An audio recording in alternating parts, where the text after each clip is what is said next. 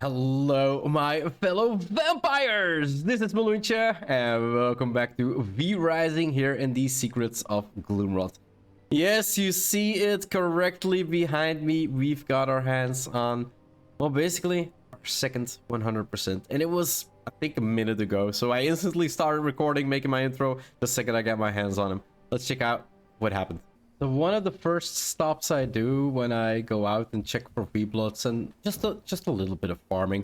Basically a lot of crates here, guys, and they always have useful resources. Guard, warrior, 100%. Here we go. Our first combat type people, 100% blood. Let's nothing incoming. Let's take him out. First, I'm gonna take you out. At least try to take you out before I actually take the other one out. There we go. Perfect. You do hurt. Let's go dominate.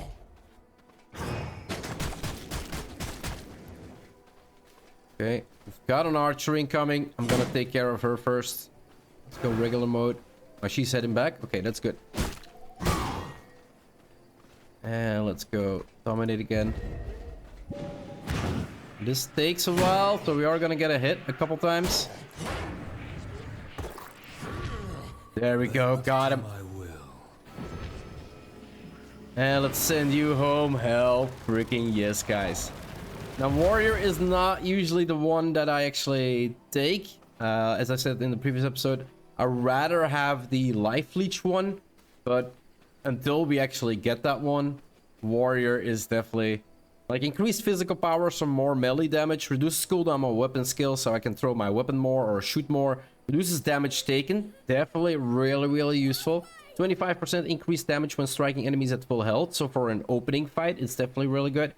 15 chance to parry an attack, reducing damage taken by 50%, and parrying an attack increases your own damage by 20%. Like, that is pretty huge. Now, the boost all above effect, I'm never been sure about this, so if you guys know, let me know. But I always thought that it would increase like 30% on top, well, 30% of the 15%. So for instance, 30% of 15% would be 5% increase, I think, like 1/3, 15%. So that would be a 20% chance to parry an attack. Or is it, and that's basically what I realized today, is it gonna be 45% to parry an attack? Because that would mean that, like, the life leech, increased physical power would become like 50%. It would become 45% on reduced weapon skills. Like, it would become 45 reduced damage taken, and that would be a way bigger boost than I ever thought it was gonna be. But this is actually perfect. Like I said, I'm in between episodes again, trying to get a blood type, 100% blood type for combat. So I can actually do what I intended to do this episode, guys. So we're gonna go home, we're gonna heal him up, we're gonna fix it. Well, he shouldn't have any sanity. It's right next to my base. Like, it's right next to my base. This is freaking incredible. So yeah, there we go, guys. Prison cell.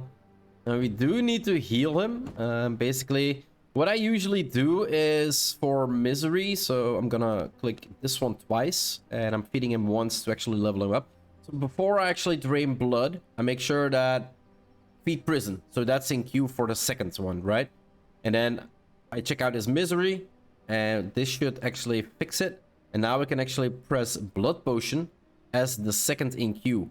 So it actually goes in queue. It doesn't drain while this one is not like fully misery. And we don't have a floor yet, so we do want to be careful about the misery that they take, because the more misery they take, the more damage they take when I draw blood, right? So let's use this flask. Let's get half of these, and let's at least take one. And there we go. Let's implement these. So I presume feeding him 3 rats will do it. So yeah, there we go. What are we planning to do today? Well, now that I got my hands, well, basically this was what I needed today to actually start my recording. And I got it like 2 minutes after I just edited the previous episode, like the episode of Monday. So I'm really excited.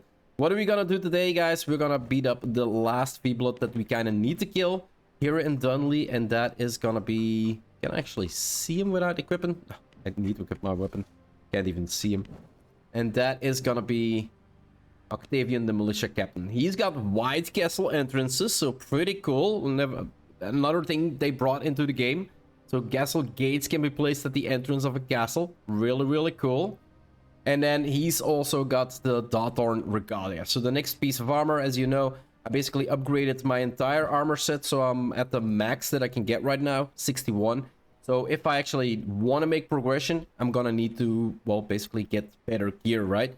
Now, it's gonna take a while before we can actually get that gear. Because as we noticed in the previous episode, Siva, Engram, and Domina are basically all NPCs, all V-bosses that I presume resides in GloomRot South. And they are V-bosses that we need to defeat, well, progression-wise. As you can see, they're level 60. And then the spider, which we actually need for the silk, because that's what we need to make the armor, is actually a level 62. So, yeah, that means that in today's episode, we are gonna try to... Where the hell is he? He is in the bastion of Dunley. We're gonna defeat Octavian. And after that, we are gonna take a look through GloomRot South. Most likely not gonna attack the V-bosses today. It all depends.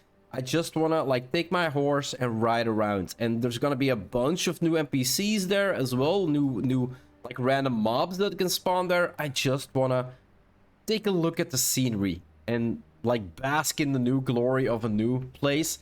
So yeah, like I said, I'm gonna wait here till he is completely healed up. I'm gonna take the 100% blood that he's gonna give me, and we're gonna move out to Octavia and see if we can beat his ass. All right, bastion of Dunley. Let's get in here, start clearing out. It should be cleared out by the time it is like nighttime. Pull them a little bit away so we can actually play in the shade. While we have a little bit of shade. Slowly make our way through. Overall, this is a really good area to farm up your NPCs. Again, yo, they pulled in everybody, didn't they? Here come the fire arrows. Yeah, let's make our way a little bit outside. You two can die as well. There we go. Make sure we pick up everything. That dude with his bell, he always annoys me. It's a cool NPC though, like actually somebody warning everybody and pulling everybody in. Like it's a really, really nice system. It's basically the first NPC you kind of want to kill. And as you can see, a lot of crates in here, guys. So definitely a lot of loot in here as well. Now, I have been wondering about something. We want to get a really good horse. Now, horse stats, as far as we can see it, if I stand next to it and I press my inventory, I can't see the stats. So I need to mount it before I can see the stats. Now, the max stats that you can get is like 15, 7, 15. So we want to get a really good horse. Now, if I jump off it, it basically, if you look at the map, it says it became my horse. So I cannot kill it anymore, as far as I know, to make it respawn again. So I'm really wondering how I can fix this. Like, how can I... Do I need to, like, get NPCs to start hitting it? Or does it just... Well, I know if I just mount it and I don't give it any food, 6 hours from now, it's gonna die. So I guess that's the way you kind of get rid of them. He ran into the horse instantly died. No, you're not gonna escape this time, dude. You are gonna die. It's okay, yeah, I answered my own question apparently. And they always have a water skin on them, so really good. Let's... Oh no, that was the other one, right? Why do I keep stepping on the same horse? Damn, fire. I got fire resist on me. Why am I not using it, you ask? Yeah, I know. I'm asking myself the same question. Let's quickly do that. There we go. That should help out a bit. So if you are stuck on not having a dodge, guys, another trick you can do is just use an NPC that is down on his health. It's basically if you like jump on him and then drink him and like kill him instantly, that also gives you another dodge forward, as you can see. That's something I really I use a lot to like basically get a double dodge in, so I can dodge towards the enemy, drink him, and then get another dodge to go out. A little trick there in between while we farm this place up and wait for the nighttime. Let's quickly check, because there is something that's been on my screen for a while now, and that's also why I brought up horses. Unlocks the form dominated mount. Now, does this dominated mount, does that mean that we can... Well, basically it means that we can dominate a mount, right? That's what it says. 9, 3, 12. Yeah, crap stats. Let's see what this one has. 9, 6, 13. Crap stats. Yeah, it's gonna take a while before I find... I'm really wondering now what this... Don't spoil it, guys. I want to find out myself, of course. Like, these are things that I'm gonna realize myself in if I just go further into the game. Oh, should have done this before I actually attacked. Just to make sure. See, and this is also a good way from... Like, if the sun is here, I basically dodged back into the shade, right? Like, you can use this second dodge this way in a whole bunch of scenarios. That is definitely beneficial to you. Take care of these guys. Almost nighttime. And there should be, from what I remember, one more patrol that is actually patrolling around the boss. I definitely want to take those away before we actually go into the fight. Let's loot. There we go. Let's loot these. And we are actually right on time. Oh, golden necklace. Really nice. Let's quickly see if I'm still correct. Yeah, here it is. So you want to take out this patrol as well, guys, before you actually go into the fight. Make sure he doesn't hit me. Back off. Can I drink? And basically do the dodge again. Good dodge on the arrow there. Last one. Nice. And yeah, perfectly cleared right before the fight is gonna start. So let's buff up. Take another buff. We got our fire on. Okay, that's good. Let's put this off so we have proper visuals. Let's grab our blood. Definitely something we need to do as well. Oh, yes. And I think we're ready. Now, one of the toughest bosses I find personally in this zone, guys, Octavia. He's got, and this is also why I'm gonna use Spectral Guardian. Because he's got an ability that does massive amount of damage that you basically are almost impossible to avoid. No matter. With charge, you can basically dodge this one. He does it 3 times. So before he actually rushes to you, and he swings you up, knock him back. Oh, that's too late. Another swing. He also summons in an archer, which isn't really an issue. Here she comes. He has fire, so again, something to take into account. Oh, here it comes. See, and again, I used it to actually dodge away from him. Now comes his ability. Oh, good dodge there. Here we go. This is where I basically use Spectral Guardian for the overshield, so I can actually avoid all these blades or take less damage from these blades, because they hurt a lot, guys. Now he is kind of like a little bit stunned. Back him off. Good dodge, really nice, and I still got hit. Good, that's one. Get a health orb. Dodge out, nice, or step out. And third one, step out, nice. Holy crap, this fight is going really well. Like, this is incredible, guys. No. And again, like, you cannot avoid these blades. And they basically... No. Like, they spin everywhere. It's really, really hard to avoid them. But I'm doing really well. Holy crap. The first time ever I tried to fight this dude, I think I had 12 attempts before I actually was able to kill him.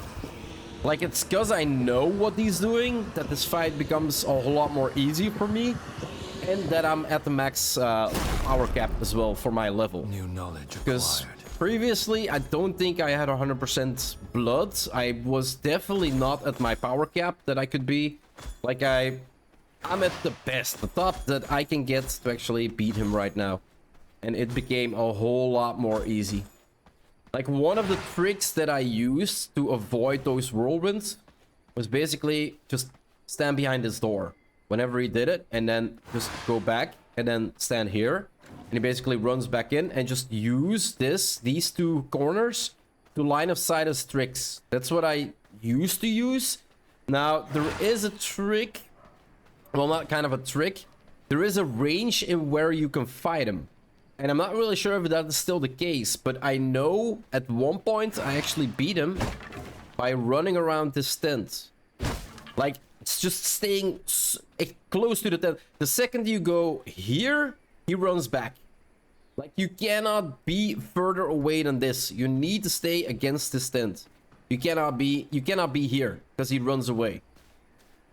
But there is a means to actually fight him and actually dodge all of his attacks, guys.